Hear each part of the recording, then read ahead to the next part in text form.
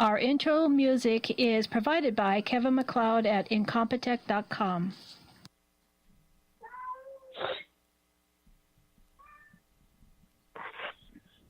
You're listening to Night Dreams Radio with Gary Anderson. Hey, that is me.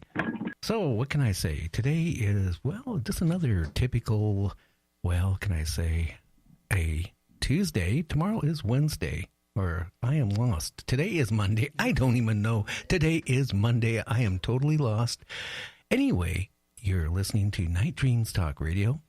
This is Gary. Hey, tonight we're on Spreaker Radio, and we're on TuneIn Live. Plus, we're doing a little short Facebook Live. So tonight, we're and seeing how it works out. And thank you for everyone that's going to be tuning in, or that is tuning in as well. You guys are awesome. Yeah, naturally, we have very awesome listeners to our show. By the way, we're in our new studio tonight. We got some new equipment going, and I think it's going to be a great show tonight. So what do you think, Kevin? I think it's going to be a great show, and I can't wait. I can't wait. Okay, well, you can't wait. I can't wait. So we both can't wait. So. I know, right?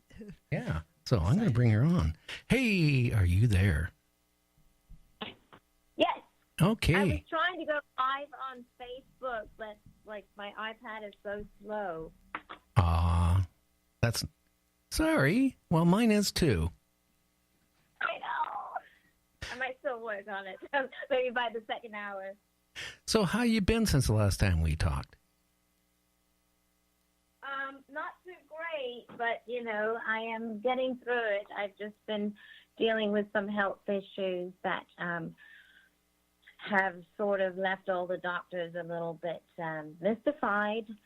So in between that, I've just been continuing to work and not let it affect too much, at least helping other people. Well, that's important, to help other people. Hey, we want to go back to, why don't you tell the audience what you do for a living, and then we'll get into when it started with you. Okay. I am a professional psychic medium, and my gifts basically came into fruition,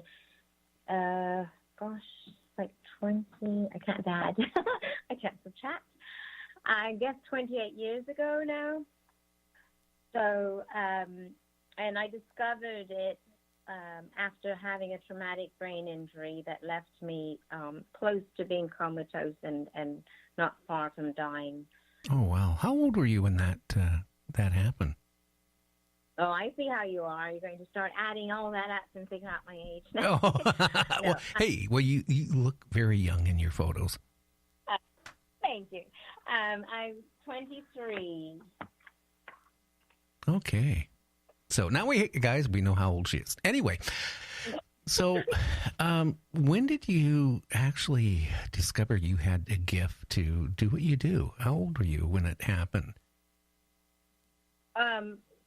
Well, again, the stuff started, the injury was at 23, and then from there, a lot of strange coincidences, as I called them at the time, happened, and predictions, celebrity deaths that I predicted, secretly. The first thing that happened was I was able to sense death on people or illnesses, and I basically kept this book a really long time with all these coincidences, and just put the dates I thought of things and then the dates they happened. And I kept this book for a really long time.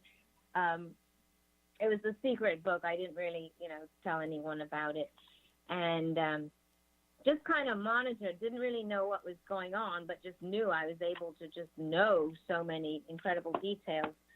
And so that went on for years and years. It wasn't really until much later that I finally decided to pay more attention to it and give in to what was going on.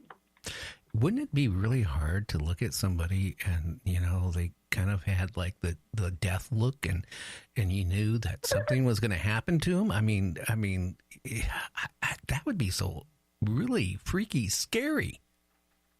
Well, and it's not stuff you really want to just run up and tell people. Whether it's sickness or something, you want to like get that checked out. It's a constant struggle because you want to tell people and help them, but you also don't know how it's going to be received. So it's a struggle that I constantly had to deal with, and most of the time I kept things to myself, which was probably even harder. Yeah, that would be so scary, to look at somebody and you knew that they were going to die. Did you know like what type of problems, health issues they had? Or, God, I'm trying to think of that TV show where the girl and the angels of death were going around and, basically making sure people died when they were supposed to.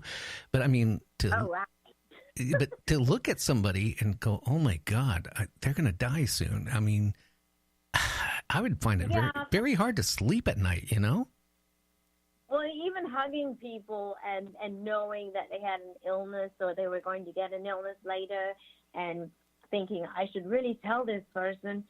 But then I thought, many times later when I got a little bit more gutsy, I would tell my friends, hey, your mother's going to die soon. You should probably fly everybody in. Because I thought I'm doing everyone a favor, get everyone in on time on the plane. And I actually got in an argument with my friend. Because my friend said, I'm not going to tell them that. They'll think you're crazy. They'll think I'm crazy. I said, but you're going to save your friend, they'll thank you later. It might sound crazy, but they're going to thank you later for bringing all these people in on time and not missing this person's death.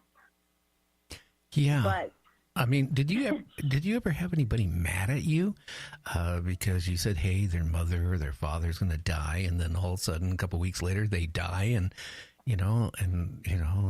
because you knew it? Some people, are kind of strange, on that. Well, then they start thinking, I started thinking, maybe I'm causing these deaths. For a second, I thought, maybe I'm making people die. But then I thought, well, that's the most ridiculous thing ever. I just happen to be able to sense when people are going to die or, when they're going to die from. But that doesn't mean that I just happen to tap into the energy and know what's going to happen to them. But that doesn't mean that I'm causing anything. It was going to happen whether I tapped in or not. Yeah. That would, be very, scary. Hang on just one sec. No, hey, Kevin, that's the best they work. Yeah, we still got a couple little bugs in our studio. Like only one headphone works the way it's supposed to. But, what can I say? I had 2 weeks to wire up all this equipment. I only wired it up backwards a couple of times. But, how about boyfriends? Have you ever had a situation where you look at a boy or a guy you're interested in and you go, oh my God, he's not going to live very long? Or have you ever had that type of situation? Hopefully your boyfriend's not there right now. Yeah. Oh, he is. He's laughing right now. No, no, but I've been, if I was, in the past, boyfriends, not that there's been so many, but I would know things or feel things about their family, and sometimes I wake up in the middle of the night and go, check on your uncle or check on your dad, and sure enough, something was going on. So it just kind of, they always laughed at me, but I still kept at it. It's about me being convinced, and even if but then after I was, it was validated, then I think they kind of thought, okay, maybe she's not so crazy after all. Wow.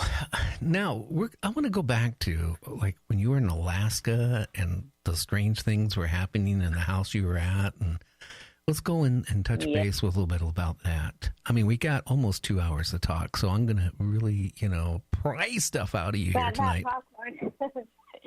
Grab that popcorn. Yeah. So the Alaska thing. So yes, when I was about 10, I found myself living in Alaska, and it was when I was about 12 and right on the cusp of turning 13 that there was a knocking in the wall. And back then, remember those 70s wood panel walls, really disgusting, really ugly walls? Well, my mother's room was on the other side of my bedroom, and I would hear this knocking every night at 8:30 in the morning, night. And I would go in and ask her if that was her, and she always said, no, it's not me. And so I'd go back in, and then it would start over the next night, and this continued for 2 weeks straight. And each time I went in there, she, it wasn't her. And she had this thing. She was too lazy when she wanted me to come in and get something in the room. She would always throw a sock on the wall, and that was her way of knocking and making me go into her. But this wasn't her. And so it was very perplexing because I kept thinking it was her wanting, information from me, but she didn't. And so this went on for quite some time until finally one night. And this knocking was like a tiny little person inside the wall. It had the weirdest, sound to it. And then one night it ended with the loudest, angriest bang I'd ever heard, like an explosion, and then that was it. And somehow I knew, even before that was it, I knew that was going to be the end of it because it just sounded so angry and so final. And the next night I waited for it at 8:30, nothing happened. The next night, nothing. So it took me a while. Back then there weren't that many books on the paranormal, maybe 3 at the library. And I went in there, and that's when I read up on poltergeist, which is the German word meaning noisy ghost. Right. And however, these things are kind of a kinetic energy that taps into children that are on the cusp of turning into an adult, like into teenhood, and the angst of not wanting to be a teenager tends to create this energy that goes out into objects and kind of works with objects. I mean, there's 2 kinds of poltergeist. There's the kind that's generated by a child, and then there's also the kind that ghosts do just to get attention. But this one was generated by myself, basically. Okay. I mean, did you ever do any research on the house and see if somebody maybe died there or, Or... I mean, this was long before all these ghost shows. So, you're not sitting there calling up the Historical Society and asking for blueprints of the house and, where the nails came from. You're just kind of living there. And at that age, I wasn't thinking anything like that. I don't think anyone really lived in that house before us. But, yeah, I mean, that would have been get me a time machine and I'll go back and check that one out. But well, hey, maybe if somebody didn't live in the house before you, but maybe on the ground the house was built on, maybe, Well, I mean, all the Native Alaskans, are there's Tlingit Indians, there's the Aleut, there's not Ayahuasca, but many different what do you call them, tribes of Alaskan Native Americans. So, maybe there was something. Even Alaska had its own legends of, there was this little creature called the Tupilak, which was a little kind of, I guess, equivalent to a Mexican chupacabra. Every place has its own little creature running around. So the